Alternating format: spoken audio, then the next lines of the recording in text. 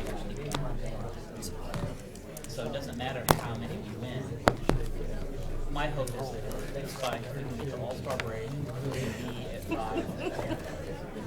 Very neat. Kind of, they're better off than we are. Do you have the added item? Yeah. Pardon? You have the added item? There was one, where'd it go? I saw one, wasn't I there? just want to make sure you have it before we I start. do, but where'd it go? Here it is. Yeah. Okay, do you have everything? Yeah. Okay, we'll begin with the Pledge of Allegiance. I pledge allegiance to the flag of the United States of America and to the republic for which it stands, one nation under God, indivisible, with liberty and justice for all. Good morning, everyone. Welcome to the July 11th meeting of the Board of County Commissioners. The full agenda today. Madam Clerk, first item, please. Yes. There is a motion to add an item at the request of the Extension Office. I believe it's a contract for electrical and water and gas. Thank you. I'll make that motion. Second by Commissioner Archer. And we'll just go ahead and put it at the very beginning of the agenda if we could. Motion by Commissioner Bueller, second by Commissioner Archer. All in favor of the motion, say aye. Opposed, no. Motion carries 3-0. Jamie, go ahead and start on that, and she'll read it. Okay, request for Extension Office greenhouse electrical work and consider bid proposals. Good morning. Jamie Hancock from the Shawnee County Extension Office, horticulture agent, and I'm here. The commissioners had appropriated money for us in January, and these are the contracts for those to be paid. They're going to start construction next week, so we were just bringing those in for your signatures. One is for electric, and the other is for gas and water, so there's 2 pages. Okay. Madam Clerk, can we review those? Did you have a chance?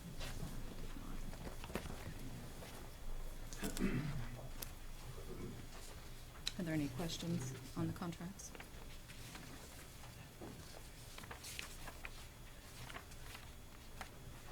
I would move to approve the request for the repair, or I guess expenditures for the greenhouse. There's a motion by Commissioner Cook. I'll second. Second by Commissioner Archer. All in favor of the motion say aye. Opposed, no. Motion carries 3-0. Thank you. Thank you. Do I pick those up from you here, or? We'll Later. do signatures right after the meeting. Yeah. Item 1, proclamation presentation. Number 1, presentation regarding renaming of streets at the Topeka Regional Airport and Business Center.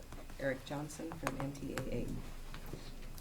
I'm Eric Johnson. I'm the president of the Topeka Airport Authority, and I want to thank you for allowing me the opportunity to present this information today.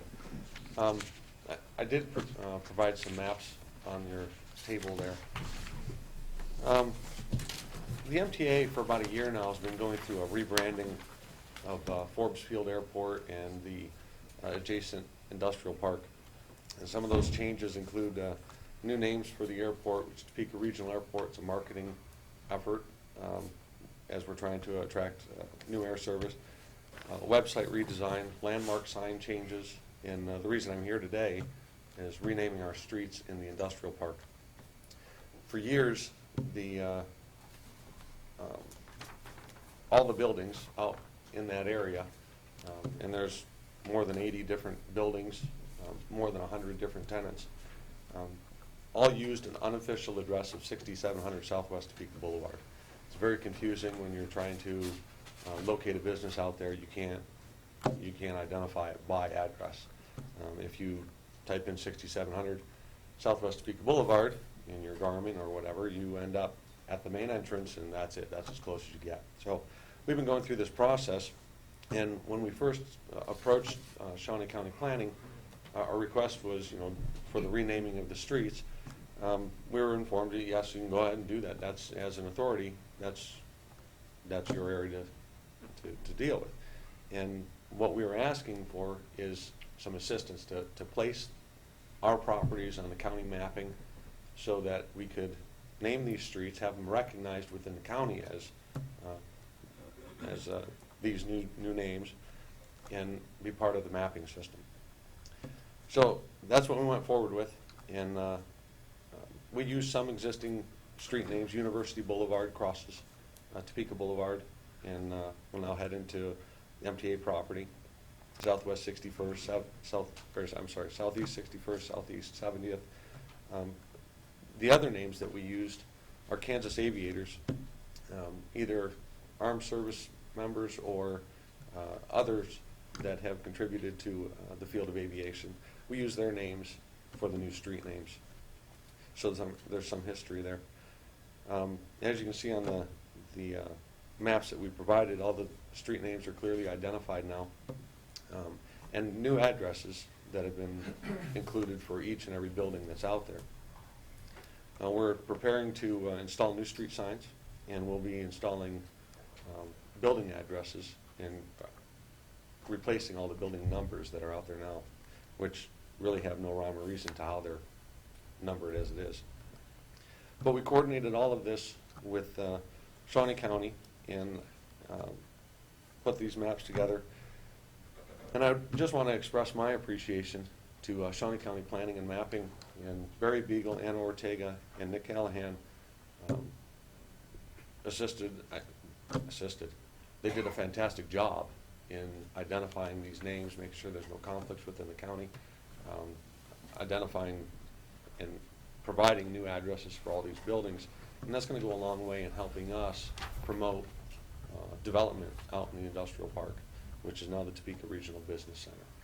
And again, I just want to say thank you for the county's assistance with this project.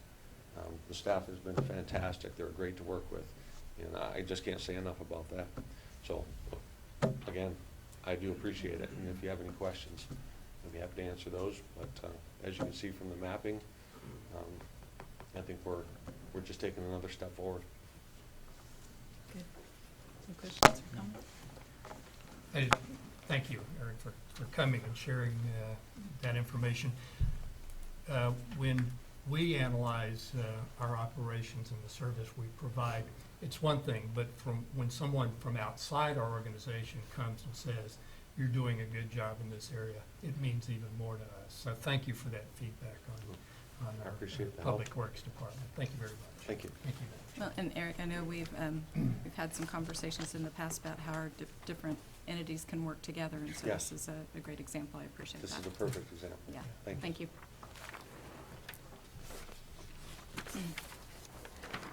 Item 2, unfinished business. Number 1, consider approval of request to create a new position, GIS Cadastral Technician, at a salary of $15.02 per hour, and abolish the vacant Cadastral Mapping Specialist position.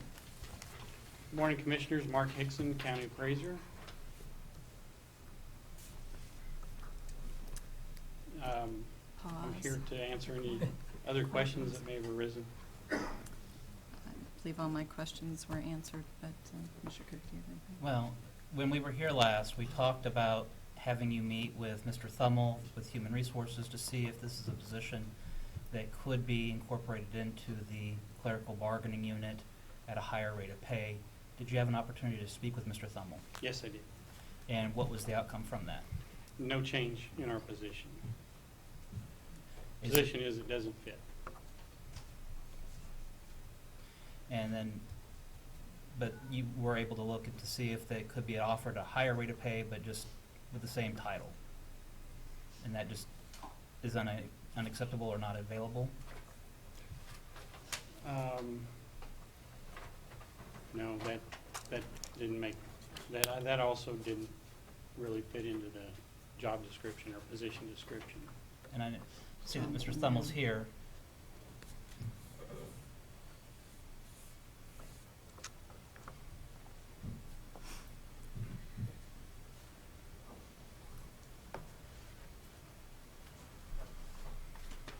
John Tumble, Director of Human Resources.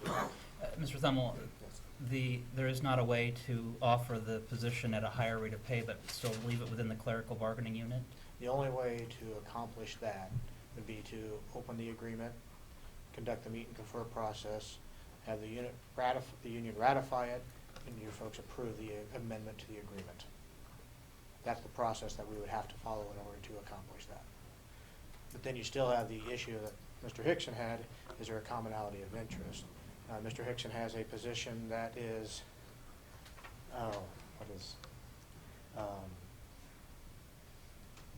it's just a little bit lower than that. I can't remember the name of the position. GIS tech. Thank you, GIS technician that's outside the unit already.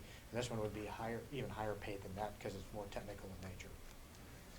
And is that GIS tech outside of the clerical bargaining unit Oh. already? Yes, it is outside the clerk bargaining unit. So this would be following a same pattern or practice as already approved? Yes. This one is more, the minimum qualifications are even more than that position. Now, this wouldn't prevent a person from being a part of a union or participating in a union, correct? Well, that's really not our concern at this point in time. There would not be an automatic dues deduction through whether or not a covered unit through the employer, but if they want to join on their own, they can certainly do that through whatever means that the union has available. Is there anyone in the audience who wants to make any comments on this item at this time? Entertain a motion. I'll make a motion to approve the request as presented. Motion by Commissioner Archer. I'll second the motion. All in favor say aye. Opposed, no. Motion carries 3-0. Thank you. Thank you, Mark. Item 3, consent agenda. Commissioners, I'll move to approve items 1 through 4 and 6 through 11. My intent is to abstain from item 5. I serve on that board. Do you have questions on others? Well, I would make a motion to move that number 5 to D3, which is part of the health agency's agency. presentation, You could do that. and then take item 9 out of the consent agenda and have the county councilor discuss that when the rest of the consent agenda is approved. And basically, my rationale is that when we talk about large sums of money, $20,000 grant for the health agency and a $70,000 settlement from legal, I think those should come outside of the consent agenda and be fully discussed. So I'll make that motion. So we have, My motion died for lack of a second. Thank you. So there's a motion by Commissioner Archer, I will second the motion by Commissioner Archer. second by Commissioner Cook. All in favor of the motion say aye. Opposed, no. Motion carries 3-0. And then if we could take up item 9. Actually, wait, the motion was just to take the items out and move them around, but we haven't approved the consent agenda That's yet. correct. So Okay. I'll make a motion to approve the consent You're agenda confusing. Mine as is- amended. Mine, yeah, there. I would have second the motion to approve the consent agenda that remains, but I would ask that we at least have a moment to pause and take note of the item number 11, and maybe have Mr. Thummel address that. I think that this is an issue that we should probably pay a little bit more closer attention to. It will have a long-term impact on Shawnee County, as well as our budgeting process. Excellent. So there is a motion. Cindy? So was that, Motion, now, do you want to just, if you want to discuss number 11, you have to Let's pull it just- from the No, consent? Not necessarily. Motion and second, and then the second. Then we can allow discuss, okay, discussion. all right, all right. Right. He's got that, okay, all There's right. a motion by Commissioner Archer, second by Commissioner Cook. Discussion on item 11. This is not my item, this is sitting back. It's not. I'm sorry. There you go. But I don't do the, I mean, we are just presenting this with the, by the state of Kansas every year, and it is based on our experience, that's where the numbers come from. But that experience is also related to the amount of turnover that you would have, the amount of people that changes, that's factors into the Department of Labor. That's why he had a question for.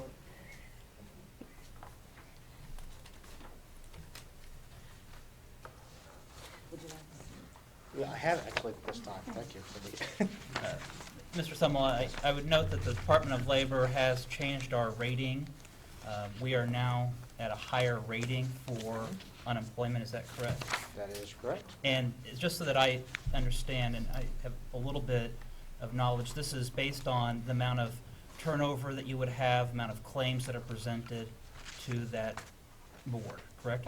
It does, and also how successful we are in finding those claims through Mr. Eckert's office.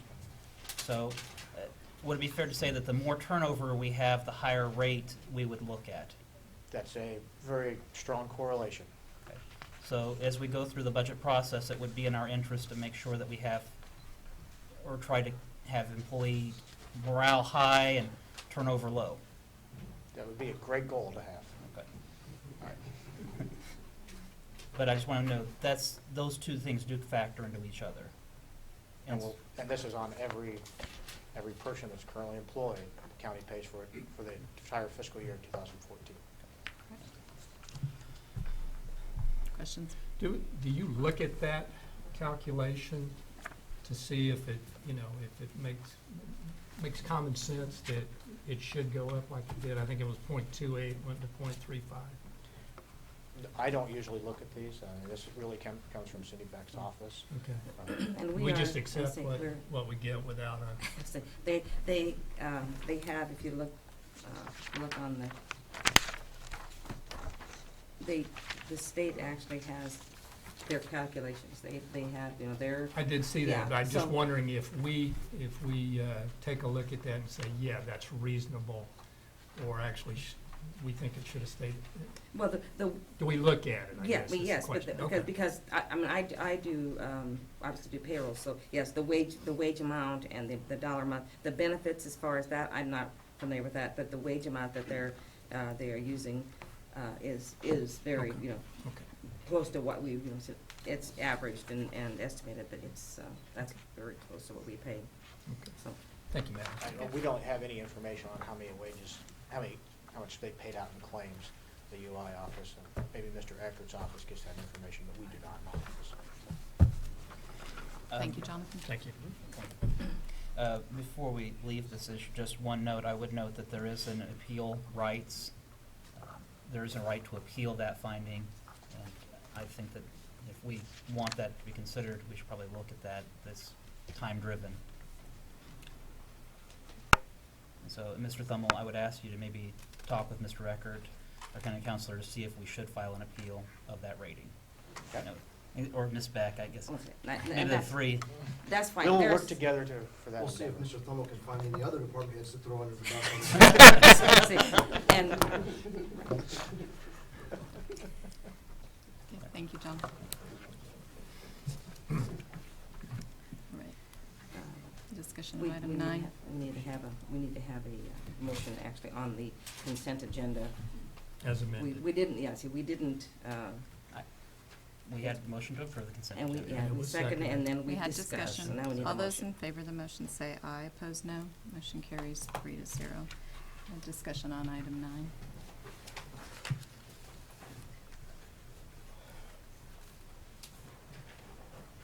Rich Eckert County Counselor, good morning. And just to finish on that prior issue, that 15 days by my rough calculations tomorrow. So what we might do is go ahead and file an appeal to preserve our time and give us a chance to look at it. The settlement before you is a result of a death that happened on the trail at Lake Shawnee when one biker was going up the trail leg that sits south of the lake next to Southeast 45th Street. One biker was going up the hill, one biker was going down the hill, and the only thing we know for sure is that they collided. There were no eyewitnesses.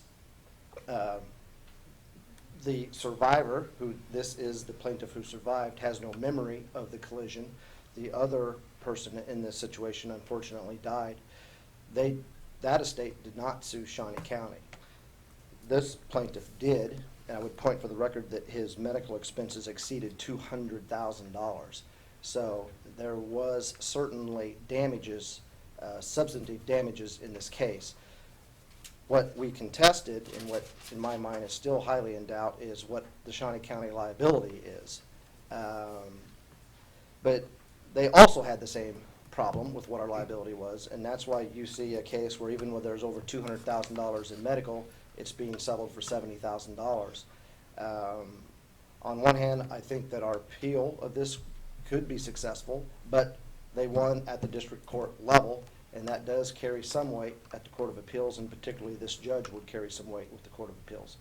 So, while this is a settlement that probably is somewhat fair, it's one that has caused my office a bit of consternation, and that's probably a definition of a good settlement, is where both parties walk away unhappy, and I think this definitely counts as one of those. So this is the number that we reached. There is a cap on a case like this, and the cap in Shawnee County, or in the state of Kansas, I should say, would be $500,000. There are three parties here, us, the two people. You could certainly see a jury throwing their hands up in the air and going a third, and a third. We've had that discussion in my office, and of course, a third of $500,000 is $166,000. So another way of looking at it is that way. Certainly, this number is much lower than that. So if you have any further questions, I'd be glad to answer them at this time. But we are recommending we settle this issue and put it to rest. Thank you, Rich. Mr. Eckert, while we admit no liability in this case, and I want to stress that point, this has changed how we look at our trail system, has it not? It has. If that trail was built today to existing standards, that slope would not be permitted. That does not meet national standards. That was actually the point of contention in this case. We agreed that it didn't meet standards, but was that negligence? And with the park case, is it gross and wanton negligence? Because that's the standard we were looking at. What we have done is now we have signage in place that you cannot bike up or down that section of the trail until such time as we get it fixed. So people are supposed to dismount from their bike and go down or go up that hill. So that's what we've done. So that's the remedial measure that we've put in place until such time as we can find a way to level out that section of the trail. And Mr. Eckert, this would also be a fair opportunity to say that as we embark on more trails or more bikeways, we should be recognizing that we are also opening ourselves up to more liability for accidents that occur on those trails or bikeways. Correct? That's absolutely true. Anytime you increase a governmental activity, you're increasing possible friction with the people who use those services. Further questions? Move to approve the contract. Second. Is there a second? Second by Commissioner Archer. All in favor of the motion, say aye. Opposed, no. Motion carries 3-0. Thank you, Commissioner. Thank you, Rich. Item 4, new business, A, County Clerk. Number 1, consider all voucher payments. Madam Chair, this morning we have one set of vouchers dated July 10th, 2013, in the total amount of $857,453.17. I'll make a motion to approve the vouchers as presented. Second. There's a motion to approve the vouchers as presented by Commissioner Archer, second by Commissioner Cook. All in favor of the motion, say aye. Opposed, no. Motion carries 3-0. And Commissioners, I did want to clarify. On Monday, you asked about when there was only one set of vouchers. When there's actually a holiday that falls on a commission meeting day, then you will only have one set of vouchers for that week. It does not fall, and if you have a meeting where you cancel a meeting for whatever reason, then we will have 2 of them. So that helps to explain it for you. Thank you. Sure. Item A2, consider correction orders. Move approval. Second. Second by Commissioner Archer. All in favor of the motion, say aye. Opposed, no. Motion carries 3-0. Item B, County Treasurer. Number 1, consider approval of resolution number 2013-59, authorizing the treasurer to cancel and reissue a check to Terry A. Webb. Good morning, Commissioners. Larry Moss, Shawnee County Treasurer. Morning. I'm requesting the authorization to cancel and reissue the check. It was sent to the wrong address because the wrong address was put on through a clerical error in our office. I'm also requesting that the $10 fee be waived. Motion to reissue check and waive the $10 fee. Second. Motion by Commissioner Cook, second by Commissioner Archer. All in favor of the motion, say aye. Opposed, no. Motion carries 3-0. Thank you.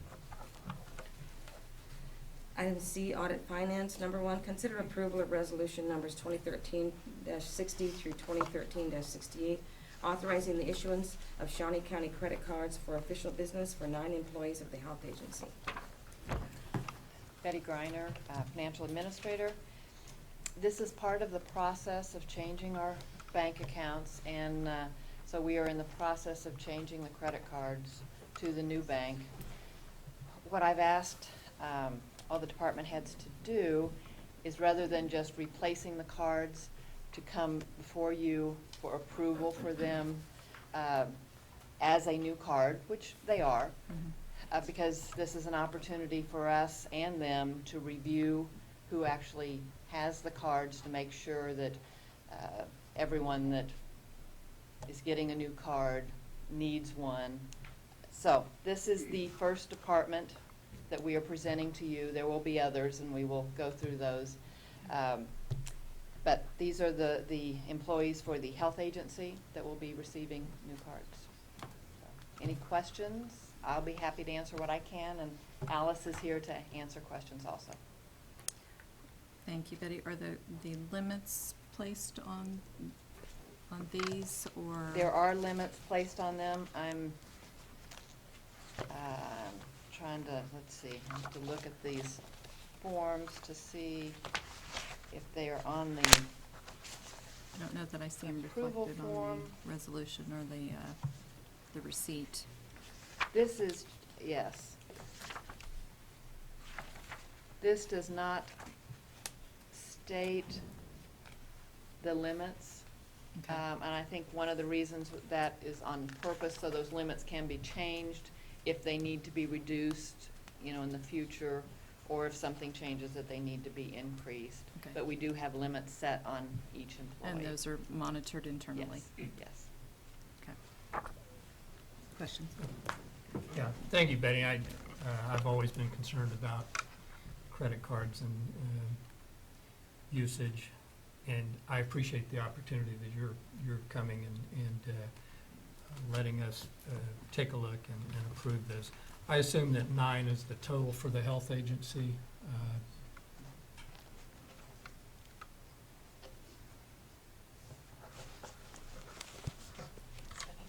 Alice Weingartner Health Agency. That is correct. It is 9 credit cards total for the health agency. And those are broken up basically in 3 areas primarily. 2 of those credit cards are with our emergency preparedness section. 2 of those credit cards are assigned to the directors, and then the balance of the credit cards are with program-specific individuals who are responsible for purchasing in their areas. And we really try to limit the use of the credit cards for things that can be purchased through our purchasing process. And when I was looking through there, it made sense, so, okay. I'll make a motion to approve. Second. This motion to approve by Commissioner Archer, second by Commissioner Cook. Further discussion? All in favor of the motion, say aye. Opposed, no. Motion carries 3-0. Item D, health agency. Number one, consider authorization and execution of contract C 339-2013 with the Kansas Department of Health and Environment for grant funding in an amount of $36,795 to be received by the Northeast Corner Regionalization Initiative to enhance regional preparedness capabilities for addressing public health and bioterrorism events in Kansas.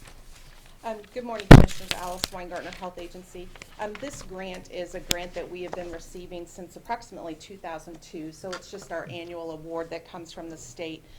This funding is specific to the regional activities that take place in the Northeast Corner Public Health Region, and we serve as the fiscal agent for those 8 counties. And I'd be happy to answer any other questions. The one thing I will note is I am going to be providing Ms. Beck a revised agreement. KDHE did return to us this agreement after we had already sent it through the legal review process, and they've made a change in one of the sections where previously it said that this contract was extended through June 30, 2014. They've now clarified it with a specific time frame of July 1, 2013 through June 30, 2014. and then they made a correction on how they listed us throughout the contract. So I will be providing a revised version for signature. Thank you, Alice. Questions, follow-up? Motion to approve the contract renewal. So motion to approve by Commissioner Cook. Second the motion, discussion? Yeah, point of information, do we need to wait until that has been revised before we approve this? I already have it, and I'll be Okay. giving it to her at Okay. when it's signature time. Okay, thank you. All in favor of the motion, say aye. Opposed, no. Motion carries 3-0. Item D2, consider authorization and execution of contracts C340-2013 with the Kansas Department of Health and Environment for grant funding in the amount of $128,438 to be received by Shawnee County Health Agency to be used to continue to enhance the local preparedness capabilities for addressing public health and bioterrorism events in Kansas. Commissioners, this agreement is just the local version of our Kansas Department of Health and Environment grant, and this is the funding that comes directly to our local facility, our local agency. Motion to approve. Second. So motion to approve by Commissioner Archer, second by Commissioner Cook. All in favor, say aye. Opposed, no. Motion carries. And then item D3. Item D3, request for approval of the memorandum of agreement from Kansas Association for the Medically Underserved to accept grant funding in the amount of $20,000 from the Kansas Health Foundation. Commissioners, this is just the notification that we were awarded the grant available through the Kansas Association for the Medically Underserved through the Kansas Health Foundation. This funding will be used to assist us in addressing several health outcome measures related to tobacco cessation, overweight and obesity, and then measures that are specific to us as a community health center in the areas of diabetes control, cervical cancer screening, and immunization rates for children. There will also, through this participation in this grant, be an opportunity for training for our clinical staff. There'll be training that will be developed by the Kansas University Department of Preventive Medicine and Public Health in the specific areas of tobacco and overweight and obesity. So again, it's just a really good opportunity to get some training and some resources internally for our staff to continue to help improve our patients' health. Discussion? Thank you, Alice. Is this a new program, a new grant? It is essentially a new grant, and the funding is just for 2 years, and so we're using it for internal training, and we'll be using it to support some of our staff, and then to develop some processes and policies that we can implement long-term. Okay. And you're excited about the opportunity that it may I think give us? anytime we have an opportunity to enhance our training capabilities for staff, it's a win-win for us. Okay, thank you. I'll make a motion to approve. Second. It's motion by Commissioner Archer, second by Commissioner Cook. All in favor of the motion, say aye. Opposed, no. Motion carries 2-0-1. Commissioner Bueller abstaining. Thank you. Item E, Parks and Recreation, number 1, consider authorization and execution of contract C341-2013, a partnership with the Kansas Turnpike Authority to include an AASHTO complaint section of the trail during the replacement of the Wittenberg Bridge at an estimated cost to Shawnee County of $450,700. Good morning, Commissioners. John Knight, Parks and Recreation. I'd like to kind of clarify the item as the way it's listed on the agenda. At least my request to the Commission has several different options, and it appears from reading that item that there is only one option. With that being said, I don't think it changes any of the presentation this morning, but I do think there are other options available to you. If you'll recall, this item has been before you before. Back in February 2013, we got a resolution from this commission to submit a grant request to the Kansas Department of Transportation to use federal funding to extend our trail. In March, the department submitted that grant request to the Kansas Department of Transportation, and in May we had a similar type contract in front of the commission that was estimated at, and again I want to make sure you understand, it's estimated. Those numbers could be and are likely high, but they gave an estimated number, and at that time the Turnpike Authority did, and that was $561,860. The reason this is back before you, once the item that was on before there in May did not receive a second, we go back, the way this works in Parks and Recreation, we go back to my office, and as far as I was concerned, unless something changed or some issues changed, the issue was not going to come back before the county commissioners. Several things have changed in that amount of time, and that's why I put this back on in front of the commission. One, the Turnpike Authority has changed the type of structure of bridge that they are going to replace, and that significantly reduced the construction cost to add our section to the bridge that they're putting in. The downside of that is this new construction, the cost to add on sometime later after the bridge is constructed, those expenses would be higher than what they would have been before.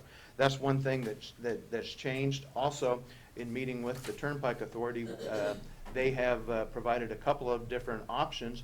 The best option is the contract that's before you today, at least the best option in my opinion.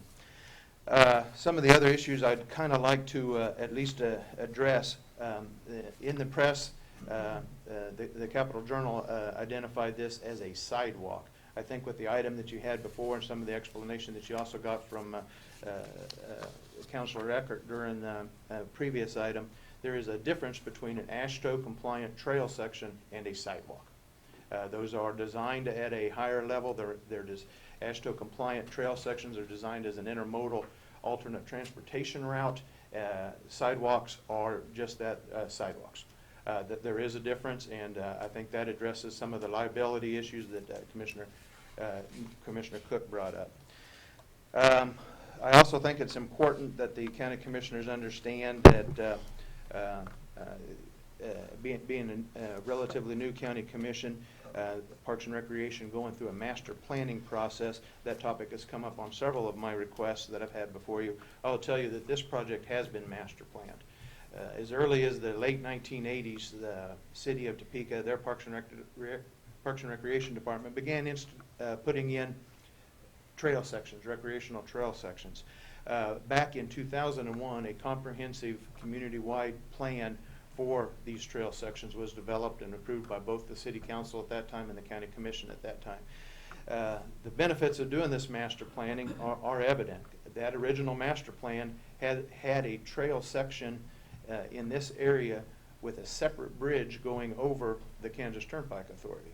That alone, a separate bridge, that alone would be, the construction and the related cost to it would probably be close to $2 million.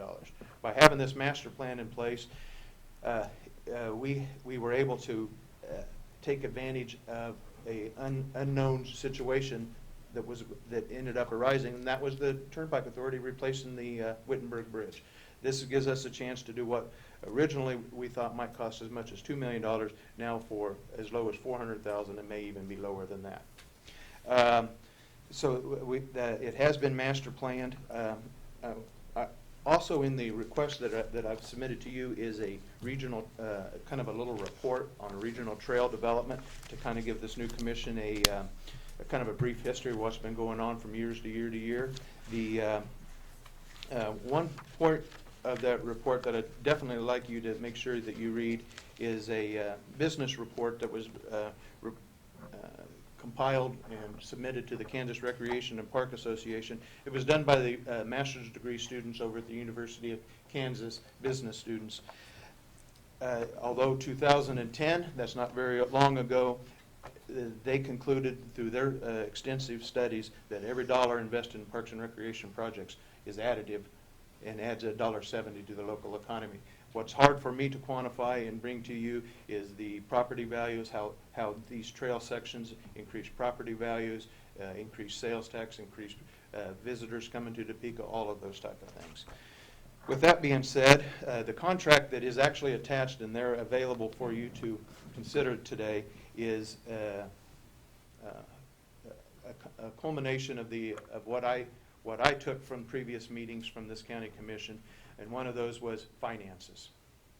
The financial part of this was the Turnpike Authority has reconsidered and kind of looked at being able to finance this for us. That's in the contract you have there, with our first payment not even being due to them until 2015. It'd be 5 years' worth of payments. The first 4 would be set payments. The 5th one would be whatever they end up being the final cost of the project. And I think that's important to make sure that even though the estimated amount is listed on here, that project could be lower, significantly lower than that amount that's listed on there. Another question was asked, why would we put a bridge or a trail section, an AASHTO compliant trail section with no connections to it? I think that was a very good question. That goes back to the master planning process that we had. We've had several of those since 2001 when we've been doing that. It's two agencies working together. I guess it would be a chicken or an egg type concept. Would KDOT likely approve a grant to us for a trail to nowhere any more than we want to put a bridge into nowhere? I think there's a partnership with the Metropolitan Planning Associations. We've been doing this since 2001, putting pieces and then coming back and hooking them back up. This is a rare opportunity. I don't see the Turnpike Authority coming back within the next 50, 60 years to replace that section of bridge. This is a rare opportunity where we can spend less than what we had anticipated back in 2001. With that being said, I'd be happy to answer any questions you may have. We do have a presentation that can kind of explain some of the history and that I'd like Terry and Bill to come up and go through real quickly with you, a couple slides on a PowerPoint. Any questions first? I'll let the presentation go and then I'll have some questions, I'm sure. Very good.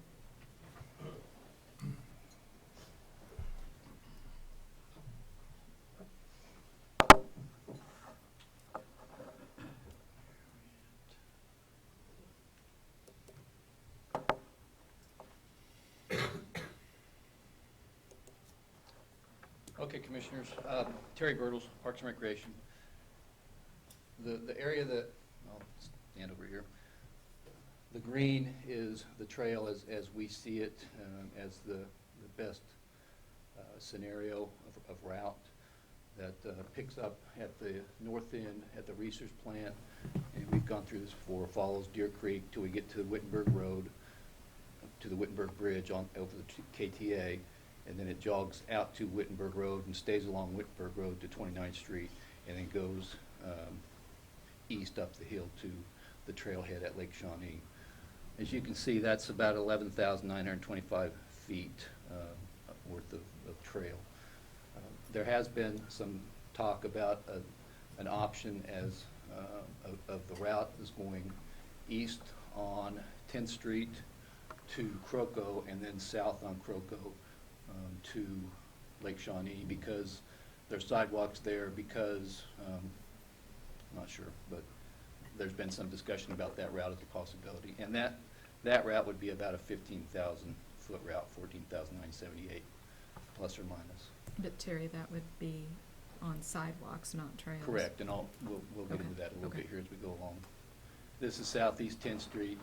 The trail, as it stands now, would be this one, east and west, north and south, so the trail would be over here on the north side of 10th Street. So we pick up there and start heading up 10th Street under this scenario. That's a photo of a rock outcropping that's right up next to the roadway that you can't really see because of the vegetation, but we have to put a 10-foot wide trail in that area, so we'd have to excavate 10, 12, 15 feet and probably build a retaining wall to hold back the outcropping. That's the old federal surplus on 10th Street that we would have to acquire right-of-way from, and you see the power lines going through there. We'd probably have to move some power lines. The last time I went through this area, there was a truck parked in that area, sticking about 12 feet out into the street. A semi-trailer truck was backed up to a dock. It had gone as far as it could go, and it was sticking about 12 feet out in the street. More right-of-way. This is one of the bridges that we'd have to cross under this route. This is a bridge, I think it's either over the East Peak Interchange or KTA. They both look the same.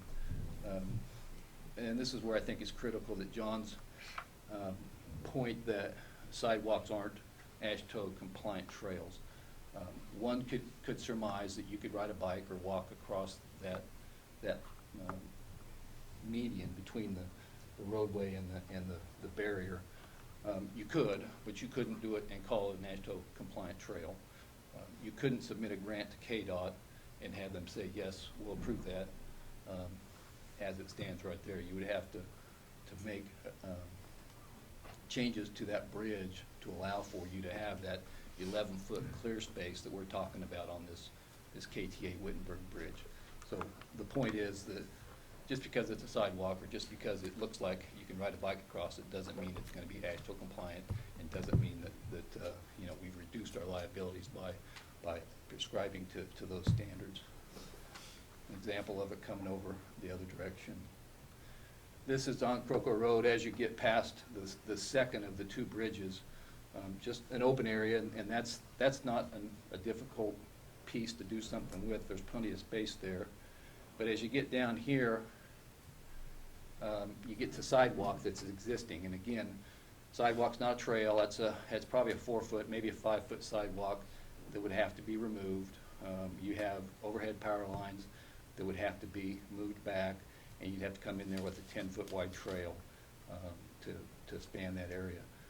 There's 17 driveways and streets that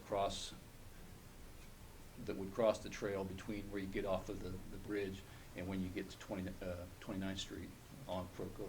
So the bikers, the walkers, whatever the case may be, on this trail would have to cross 17 driveways and streets between those two stretches. You get further south and the right-of-way narrows down to the point that those fences are there. I'm sure they're on their right-of-way. They're on the property line, which is generally a foot behind the back edge of the sidewalk.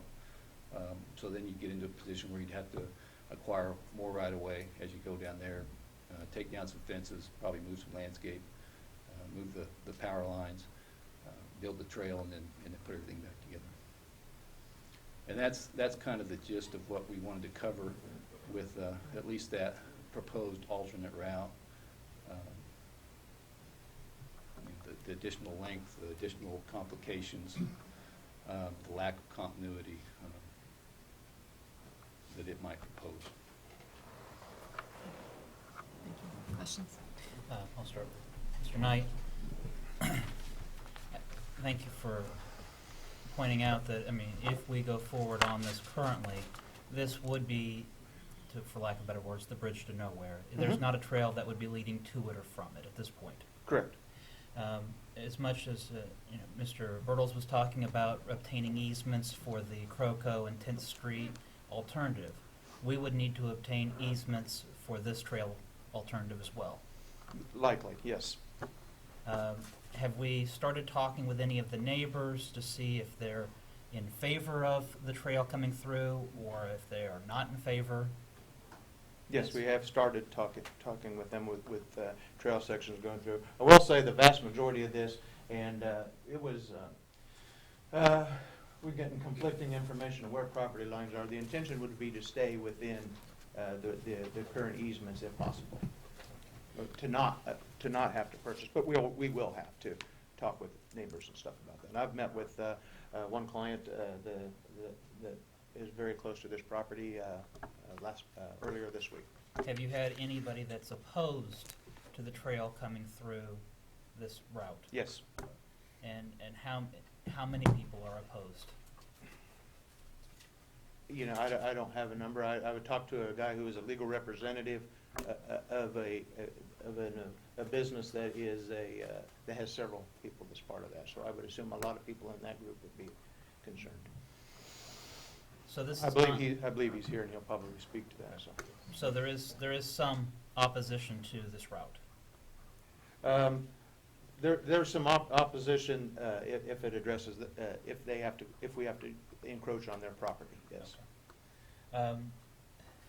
Your memorandum that you have presented to the commission, your first option you discuss is that requiring the transfer of program user fees. Yes. Can you talk about a little bit more what you mean by that? Options that we have used in the past to help fund some of these projects was to use building maintenance funds, and then when long-term financing, since this would be a long-term proposition, we probably wouldn't have to do anything with it for 50 years. We have used the bond council that's currently in effect has used that money and then reimbursed the building maintenance funds later. Yeah. But the building maintenance funds are a percentage of user fees that are identified to help address both capital projects, capital needs, and also vehicle and equipment needs of the department. The resolution that was passed in December described that you are to receive a percentage of your user fees for facilities and a percentage for equipment. Yes. Do you know how much you have of user fees that are available to you? I don't think I have an amount of user fees available to me. That resolution was an amended resolution. We had been using transfers of building maintenance funds since I think back in 2005. It got clarified in December of 2000 and 2012. Yeah. Huh? Okay, years are starting to run together. Must be my age, sorry. It was amended to identify specific percentages to go in there, and that was predominantly to address the vehicle and equipment needs of the new consolidated merged department. Yes, I can do the math and add up how much the additional revenues are that go to, the percentages that would go to this fund, but they are not being transferred to those funds. They're being held there. So no, I would not say that those funds are available to me. And I guess that's not my question. Oh, I'm My sorry. question was, do you know how much you have put in and how much you've taken out that would give you an amount of what is left at this point? Is that something you talk with our audit finance director? So when we talk about 45% of user fees, do we know how much has been put in, how much is taken out? The fund itself, based on the, what was it, February resolution, they are not Motion's transferred. transferred until they are approved by the commission. Right. So generally, we only transfer the amount into that fund that will be spent. Okay. So we have not, nor will we transfer funds that have not been approved by you to be spent. So there's not any that have been transferred and not spent. Okay. I do not have the number of what those, total amounts would be, the 25% and the 20, and what portion of that we have used this year. Well, and I guess, maybe I'm not stating as eloquently as I'd like. If we talk about there being a 45% of user fees that are available to Parks and Recreation, do we have a running total on a ledger that says we have received X amount of user fees and we have taken, and so we know exactly what 45% is? No, I do not have. I can get that information for you. I can look at what we have received year-to-date and come up with those percentages, and then even project out for the rest of the year, but that would just be a projection. I think that would be helpful for me to look at, so that we can look at, as we're talking about projects that come out of that 45% of user fees, Right. we know exactly how much is there. Yes, yeah. I do not currently have that, but I'll be happy to get that for you. Okay. I will say, Commissioner, that we don't have an exact dollar amount, but don't underestimate how non-courageous I am. There's not any way I'm going to get close to that number with Cindy Beck and Betty Griner watching over my shoulder. So I'm not going to get anywhere close to that number. So. Well, I mean that affectionately, too. I do have one more. There's a contingency from recent certificates of participation. Is that money that's left over from other projects? Is that the way that I read that? That is, I'll let Betty describe it in detail, but Yes, those were prior COPs that all of the funds were not spent, so those are items that are still being held by the trustee that were designated. There's two of them. Let's see, one of them was for 2009 and one was for 2010, and those were leftover amounts that were designated for Parks and Recreation. There's also an amount in the 2010 COP that was set up for contingencies, and I think I also gave you the balance that is left in that portion.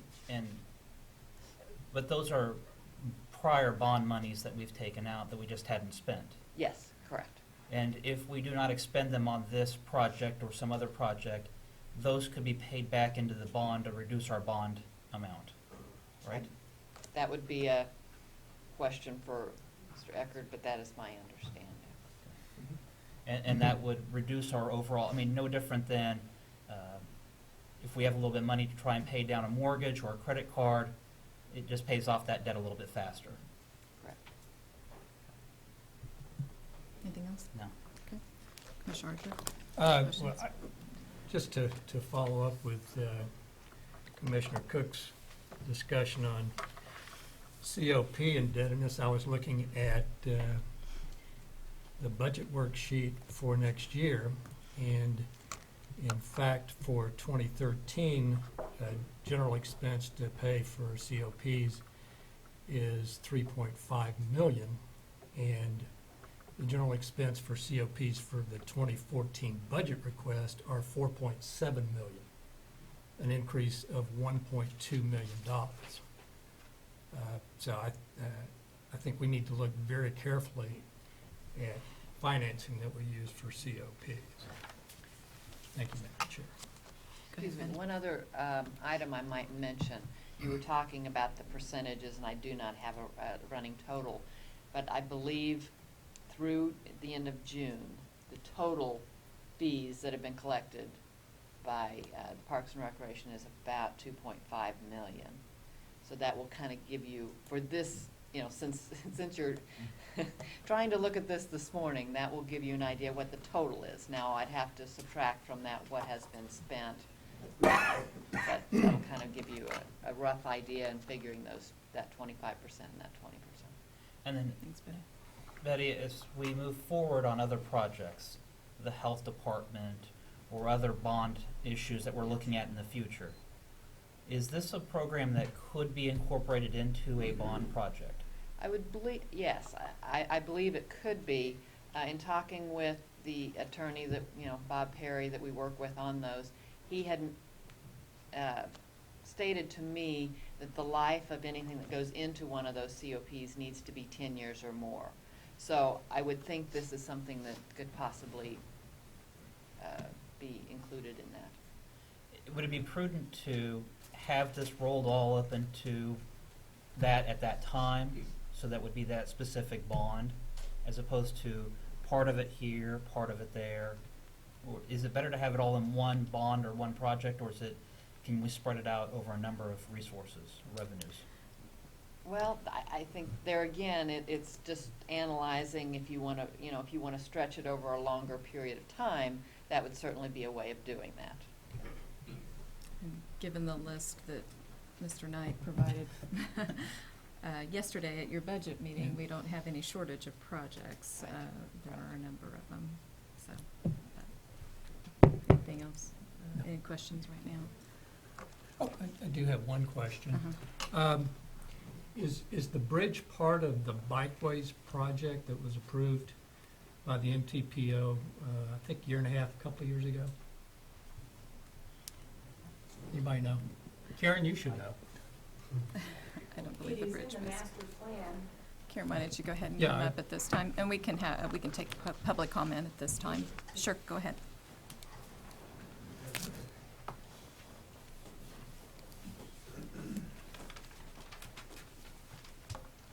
Good morning. Morning. Morning. Maybe sometime I'll have one of the fancy maps, but I have some print handouts for you. Thank you for the opportunity to speak. I'm Karen Hiller, and I currently chair the Bikeways Advisory Committee that oversaw the development of the master plan that was just referenced. I also happen to currently be chairing the MTPO, which is our joint city-county transportation planning organization. And I also serve as a councilwoman from the city of Topeka. Before I share some remarks, I want to point out that as part of the Bikeways Advisory Committee, you all should have a letter in hand supporting a yes vote for this project from the Bikeways Advisory Committee itself, which is a citizen group, and that was a very powerful letter, I thought, with a lot of good points.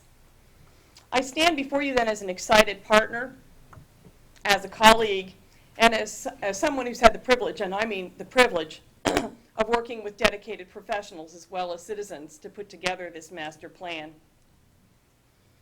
You've got an excellent document from Director Knight that references the economic development issues, property value issues, environmental and health and wellness benefits of planning, and the overall popularity of recreational trails. So I am not going to go into that today. He also talks, though, in that plan about the timeliness and cost effectiveness of committing to this project right now.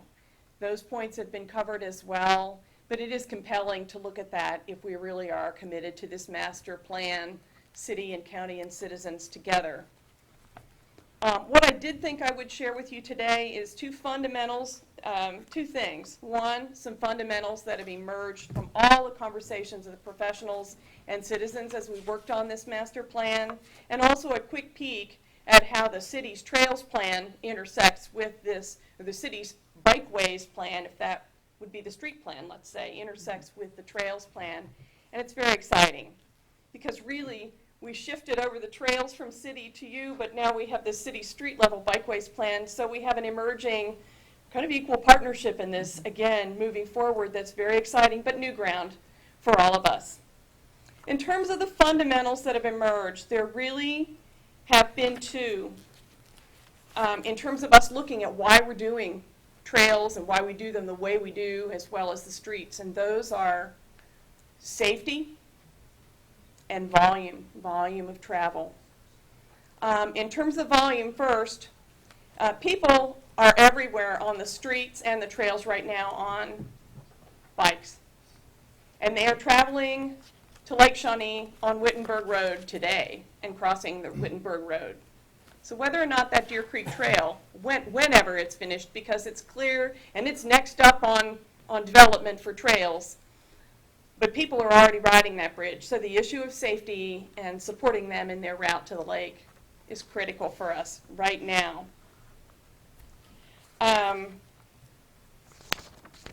This route will be heavily used in the future too then, no matter what pace getting the trail done.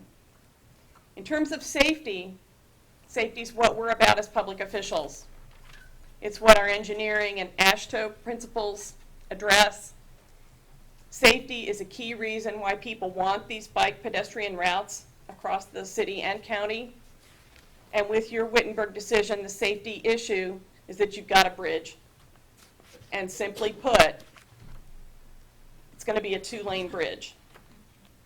It is now, and it will be when it's reconstructed.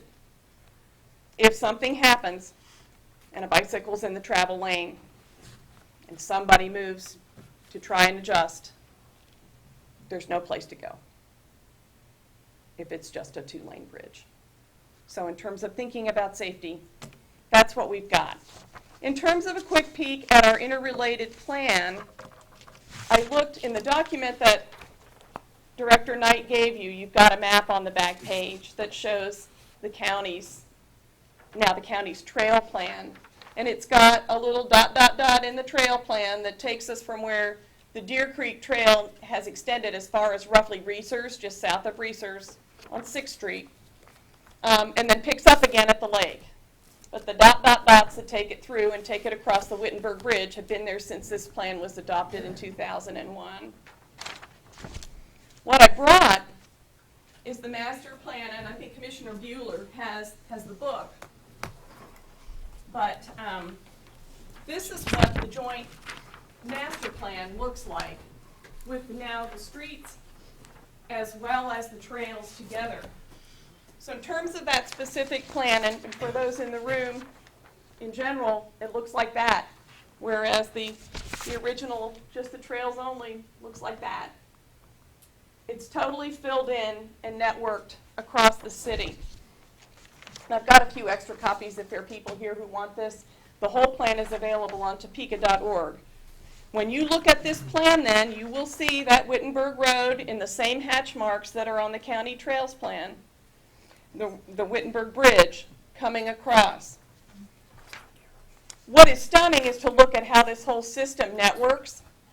And I wanted to point out to you that the city's pilot phase, the bikeways on the streets, is a 5-phase plan. Phase 1, the pilot phase, is on the red in this map. If you take your finger and go along the red, you will see that we will have incredible connectivity all across the city and to the lake with just the completion next year of Phase 1. It goes all the way up into Oakland. It goes all the way up into North Topeka. It travels all the way across town, east and west, on the 6th Street, and pretty much the 25th Street corridors, and down in the west. But if you look right here, that first phase, the red line, will connect the Shunga Trail to the Landon Trail, to the Deer Creek Trail, and to Wittenberg Road to drop down into the lake.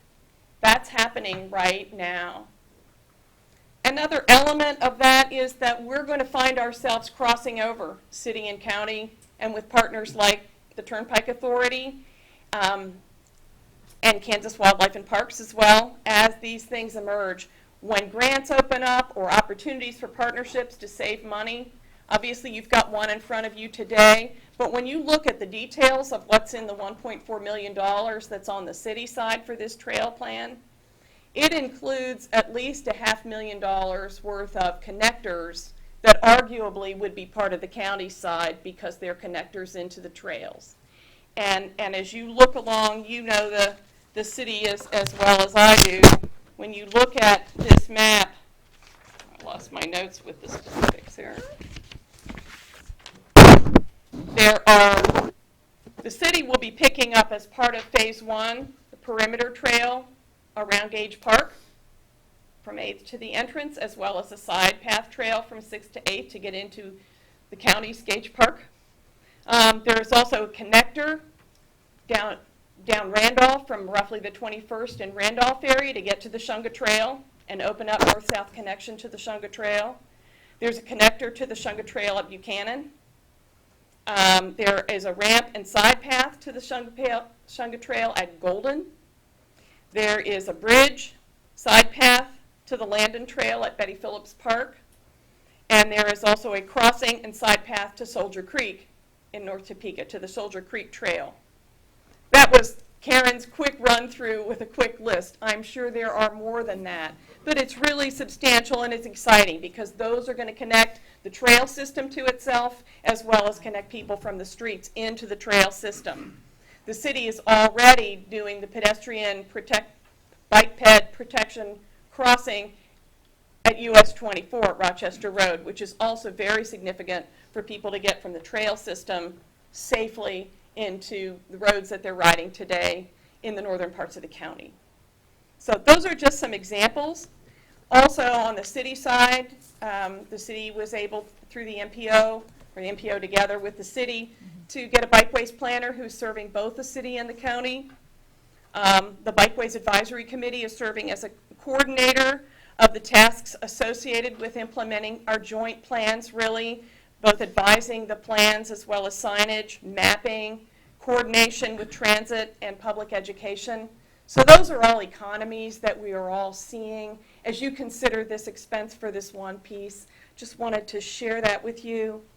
And again, I touched on the fact that I've already had some conversations with Robin Jennison. Part of your county trails plan is the levee trails, because the state has been involved and we now have the river as a designated river trail. The likelihood of being able to partner with folks that we don't even know about yet to get part of that trail system done with some other sources of funding is right out there and exciting. So I don't envy you your challenging decision today on Wittenberg Road. There truly has been a lot of pressure. People are riding it. I'm picking up on the side that maybe there's going to be some detailed discussion about the exact routing of the trail to get there. Certainly that can be managed, and I'm sure that the cyclists in the room and others would be happy to help on those conversations. I thank you for your service and your partnership, and be happy to take questions if there are any. Thank you, Councilwoman Hiller. Commissioner Archer. I do have one question for Karen. It's good to see you again.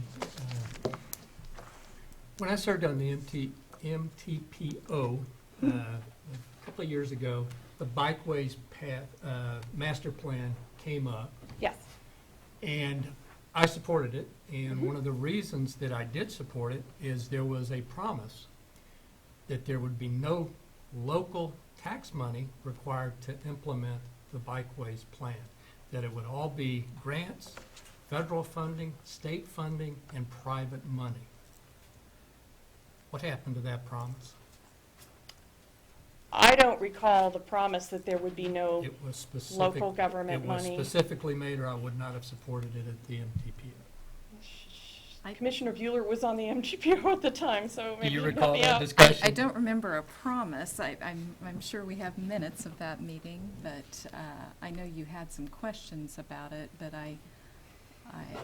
it went from the MPO to the city of City. Topeka, and there were two separate discussions, so I'm not sure. What you could be remembering was very short-term discussions. At the time that this plan was developed and went through, we were at the very bottom, not that we aren't still digging out of the economic crisis, and the issue was, are we going to spend money right now for it? And the answer was no.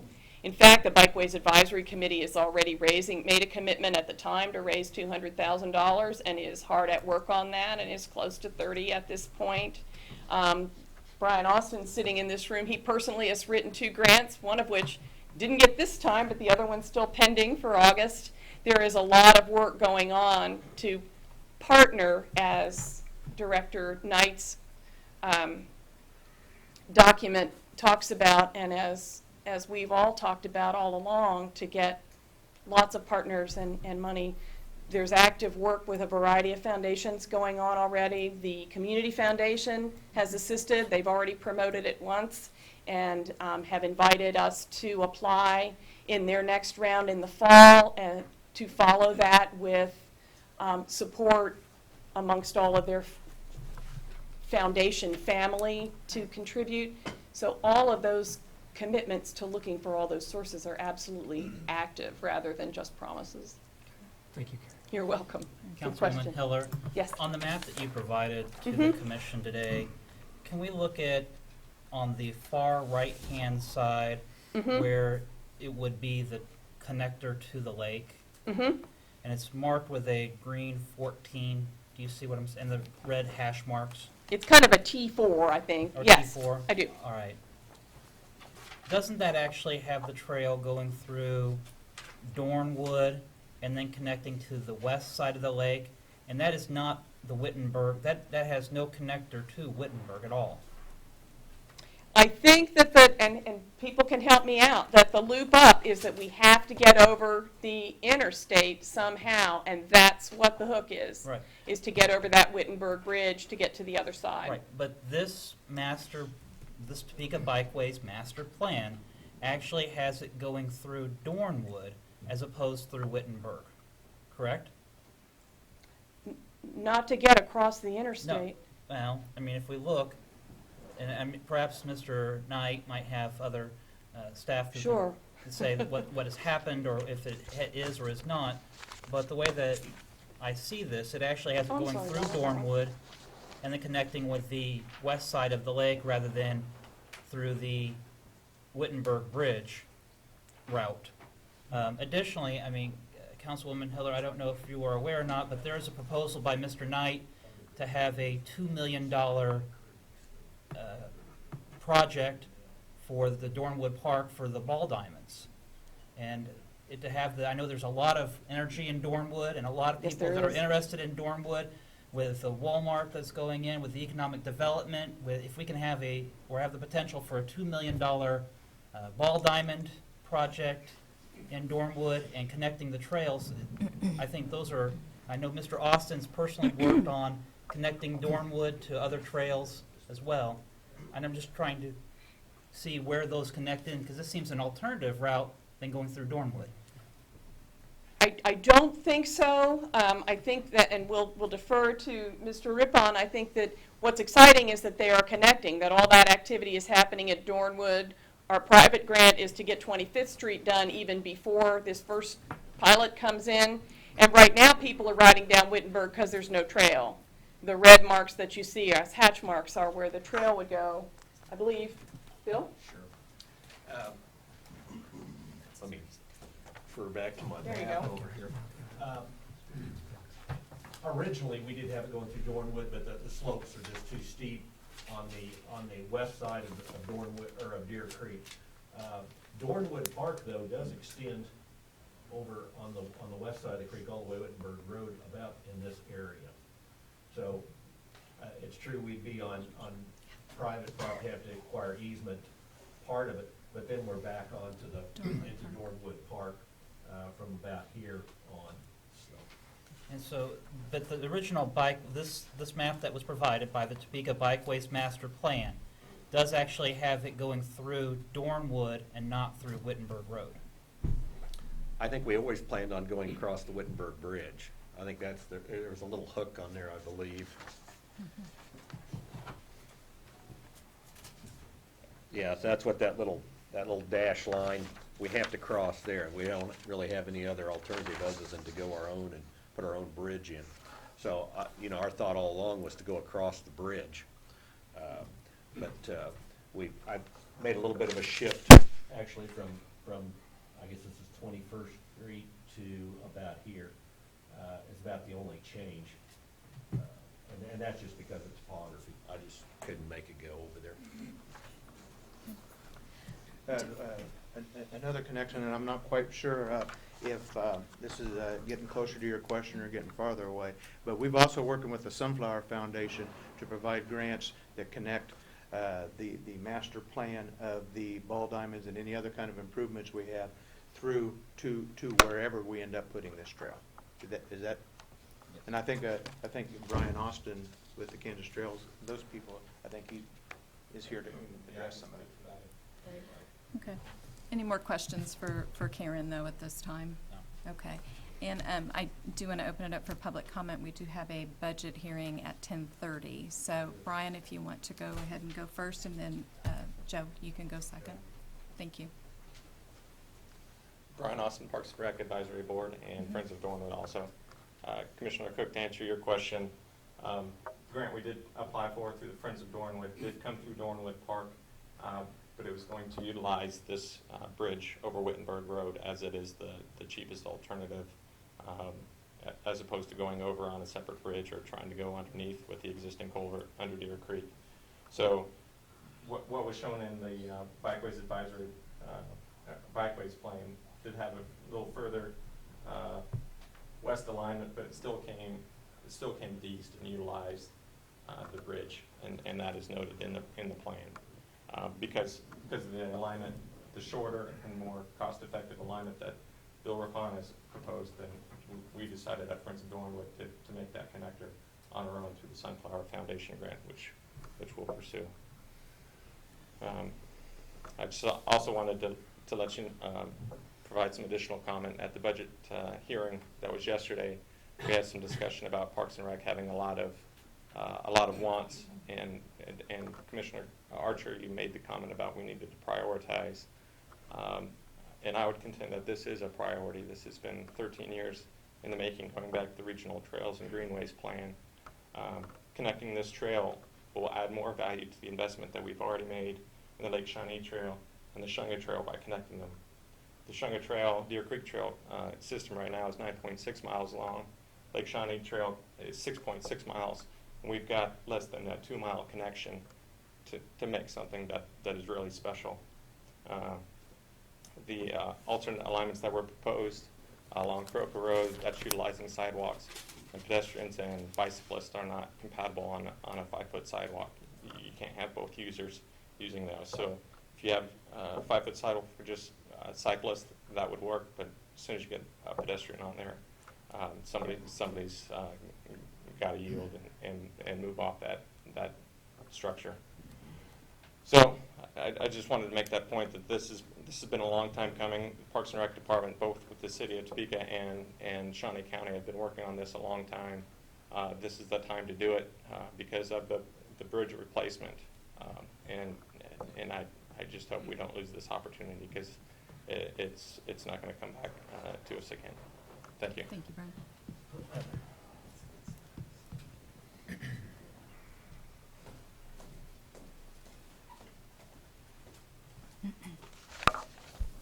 Commissioners, my name is Joseph Ledbetter. I'm an attorney here in Topeka. I represent the House of the Lord, which has quite a bit of land fronting Wittenberg Road and has been there in existence over 30 years and was really not adequately notified of this meeting or this hearing. In fact, I wasn't adequately notified with a writing. I have talked to Mr. Knight. We met out there 2 days ago, but my client is out of state at a funeral. We're asking that any action on this be deferred. He would like to testify next Thursday. I actually have possibly a court conflict that morning, but I'll check my calendar. I'd just soon be here with him. And if it's just a few minutes upstairs, I can get that done. But I'll check that later.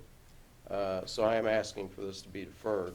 I'm glad we've got this map up here because actually last December I contacted Parks and Rec. It was very hard to get through to them. I proposed going down Croco, which would tie in a huge subdivision over here not shown and Aquarian Acres. And I said, why don't you widen the sidewalk and do some other things? I proposed this route.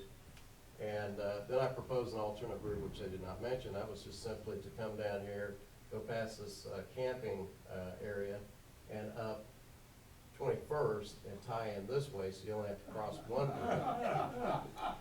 bridge. Let's keep the comments quiet, okay? Wow. How rude. Anyway, as a kid, I grew up in East Topeka, and I've gone down Wittenberg Road many times on just a one-speed bike back when it was gravel. You know, is it dangerous to ride a bike on it?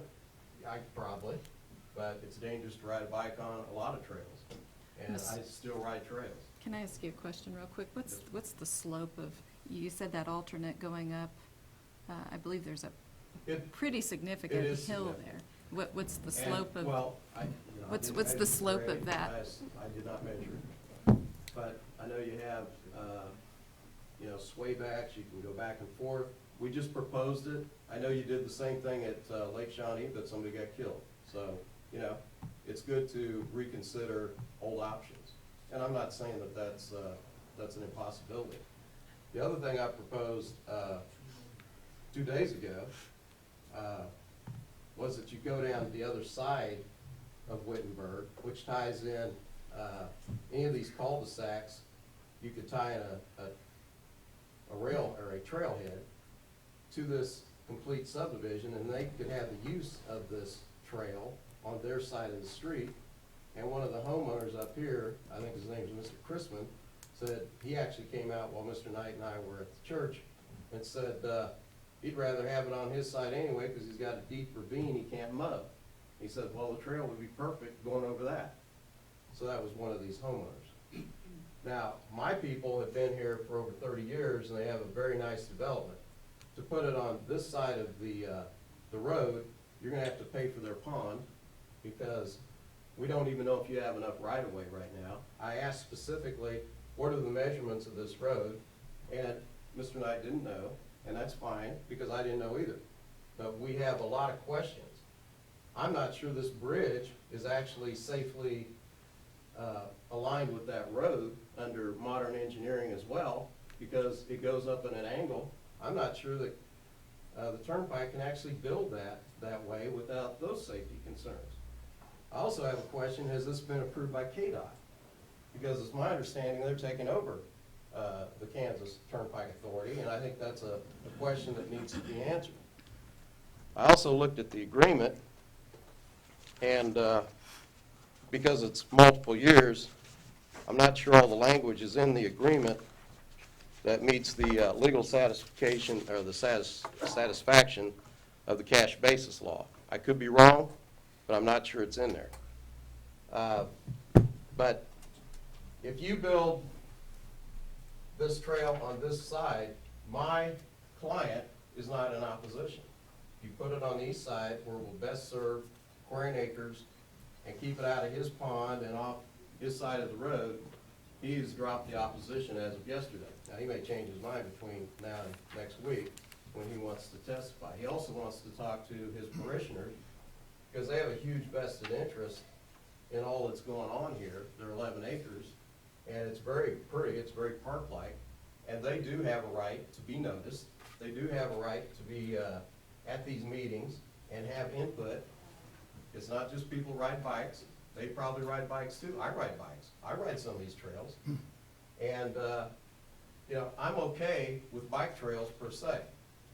I'm not okay with people not being noticed, especially that have expressed in writing that they're opposed and they want to be noticed in the future, and we were not given that right. We sent a letter to the county commissioners. We copied the county clerk, and we had very minimal notice of this meeting, and he had none because he was out of state. He had to call me. I would urge you to make sure that the contract meets the cash basis. I would urge you to make sure you have an agreement with KDOT that's taking over the turnpike system, since they're going to be committed to this. I would like to know when the date of this bridge is supposed to be built. I never heard today, when is this bridge being built? Why the rush? I heard from Mr. Knight the other day that we have a deadline of the 31st of July. Well, really? Why?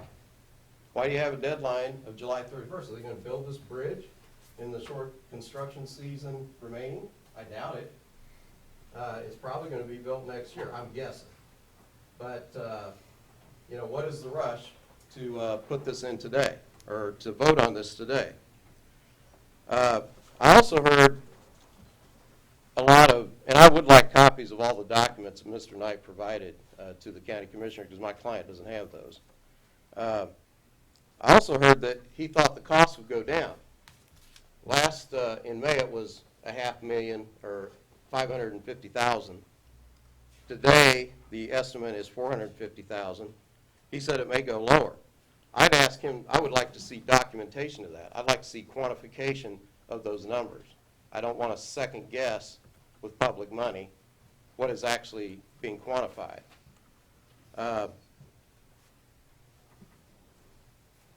Mr. Knight did acknowledge to me the other day that the pond would probably definitely be a problem, and that is right here. There's a fairly large pond. It's very beautiful, and it's right up against the road. So we also know, because of the age of this road and the fact that it was just a rural road, it's probably a township road at one point. I don't know the history of it, but because it kind of winds around, we don't know the exact dimensions of the right-of-way. And I think we need a lot more study as to what we really have here for right-of-way options before we just jump off and pay for a extension on a bridge that we don't even know when it's going to be built, and we don't know if we have all the legal authority with the contract and with KDOT to make sure that they're on board with this, since it's my understanding they are taking and merging the Kansas Turnpike Authority. I'd also like to know why the Kansas Turnpike Authority isn't here today to explain this project, so we can ask them questions. And I think they should be invited to the next meeting. I would strongly urge you not to take action today until my client is allowed to speak before this body, Pastor Bourgeon, and confer with his parishioners. He said he will be back, and he does want to meet here Thursday at that meeting. I said, well, what about Monday? He says, I'm not sure I'll be back by then, but I certainly won't have time to talk to my parishioners. And like any good pastor, he wants to talk to his leadership and his parishioners and make sure what their concerns are, and you know, be allowed to speak on the record and tell this body what their concerns are about any bridge adjustment or any trail adjustment. Now again, I'm representing my client, and I'm going to represent him very zealously. I personally have no problem with rails and trails. I use them myself. I was on a couple of these trails, not here, but in the city last weekend, 2 different days. I would also tell you that when you're building these, you might consider safety, not just of the bikers, but also the single ladies that are walking on these trails and using these trails by themselves. Make sure you do locate them close to roads and out in the open where everybody can see what's going on. Like what you have at Lake Shawnee. You can see every part of that trail from the road. some of the areas I ride through are a little bit questionable as far as safety. I'm not worried about it myself, but I would be concerned about some of the young ladies that use these trails by themselves without any kind of companions. Mr. Ledbetter, are you reaching the end of your remarks? The only reason I ask is because we do have some budget hearings that are Okay. taking place today, and the first one is supposed to start at 10:30, so I Well, just want to check. my main concern today is to get some questions on the record that I don't think have been answered. I think I've gotten them on the record. I've asked for the documents that were given to the commissioners for my client. I want to make sure that my client gets the chance to be here and express any of his concerns and his parishioners' concerns about this project, because right now, the way it stands, I'm being told it's going to slash right through their property on the front, through the pond, past the parsonage, and I'm offering actually a better route that ties in more people, and I just want to make sure that we have the chance to bring him before this commission before you make a decision. That's all I'm asking Okay, today. Thank you. Thank you. Commissioners, we do have scheduled a hearing, budget hearing at the district court at 10:30. What's the pleasure of the commissioner? Madam Chair, I would move to defer action on this until we can have from our audit finance director exactly how much we have in user fees available to us for this project, as well as an exact number in what's left over from prior COPs. If the remainder from the COPs and the user fees can pay this in full or have sufficient funding, I think that would have significant sway on my decision. Okay. So I would move, I don't know how long it would take for our audit finance director to put those numbers together. Betty, could we possibly have those numbers by Thursday? Is that Yes. what you're maybe thinking? Okay. So that would be my motion to defer action until Thursday. The 25th? Yes. Okay. Or no, actually, the 18th, I'm sorry. Sorry, skipped a week. Yeah, I did. There's a motion by Commissioner Cook to defer until July 18th. I'm going to second the motion. Discussion? Is there any discussion? The point of information on the way I understand the resolution that was passed last year, it was to dedicate the 20 and the 25% and segregate those funds to make sure that they were available and at your discretion could be spent on equipment or buildings. Is that correct? At my discretion with your With approval, Okay. according to purchasing resolutions and all of that. Commissioner Archer, that was my resolution that I proposed, is to have that. Well, but that's why I'm trying to clarify, because after we were sworn in, we said that we wanted approval on everything. And that sort of muddied the water for me, because it was like, even though the 20 and 25% are theoretically set aside, they're really not. Those are just used as a conduit to pay expenses that we approve. Correct. That's my understanding. That's the way I look Okay. at it. Yeah. Yes. Okay. But was the initial thought that those monies would be segregated at year That's, end? but prior to, from the original resolution, I believe there was one resolution, it was just for building maintenance, Correct. correct? And those dollars, a percentage of those dollars were then transferred, and they were separate, so building fund. And then in December, what happened was there were two funds, the vehicle and the building. But, and those would have been transferred the same way and be held separate. But then the action taken in February, they're still in the general fund. And we have the ability to transfer that amount, but it's based on approval. So they're technical, if I understand from, I'm sure Ms. Greiner will correct me if I'm wrong, and I probably am, but these are not restricted funds, these are not specifically designated funds, they are in the general cash funds available, but there is the idea or understanding that Parks and Rec has at their disposal 45% of their user fees for projects at the approval of the commission. Correct. As I understand it, it's basically setting a cap at this point in time.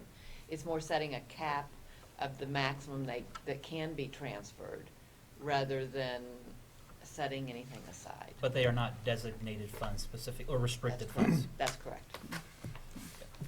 Okay. There's a motion and a second. All in favor of the motion say aye, opposed no. Motion carries 3-0, and we'll take up the matter again on July 18th. And Betty, if you could, follow up with that information and share it with all three commissioners as well. Thank you all for being here this morning. We appreciate it. Next item, please. Administrative communications. I have none. The only thing I would note, we are live streaming our budget hearings. Mhm. I was pleased to hear Mr. Austin state that at least he had the opportunity. I know that a number of people have stopped me saying that they had the opportunity as well, so I'm pleased to watch the budget hearings if you're not available to come down to them. Okay. All right. Anything else? Very quickly, Madam Chair, Shawnee County is fortunate to be able to provide funding to a number of nonprofit organizations. TARC, for example, Breakthrough House. We support a number of nonprofits in the community, and I'm happy that we do that. One of the things that I asked for before we went into budget was for each of those nonprofits to provide a compensation amount for the senior leadership team in those organizations. And I do have that available. It is almost complete. But I think the point is that any organization that receives public money, that receives tax dollars, should provide the compensation of all their senior leadership team. So, thank you, Madam Chair. Okay. Thank you. Anyone else for administrative communications? Larry, do you have something? Larry Moss, Shawnee County Treasurer. I just want to make public notice that on the 16th of July, next Tuesday, the annex on 17th Street will be closed. We're going to close that so that we can expand that from 5 customer service positions to 8. That'll obviously help us provide better service for the motor vehicle side, but also will put me in a position to better collect taxes on the first and second half at that location in December and May. So they will be closed all day on the 16th. Okay, great, thank you. Thank you. I saw the article in the paper as well, correct? Yeah. Okay. We do have fair, Shawnee County Fair is coming up, and we do have schedules here if anybody wants to pick those up. Anything else administrative communications-wise? Next item, please. Executive session. I don't believe there is a need. So we are adjourned. We'll take a 5-minute recess just to get set up. Is that okay, Judge Parrish? Thank you.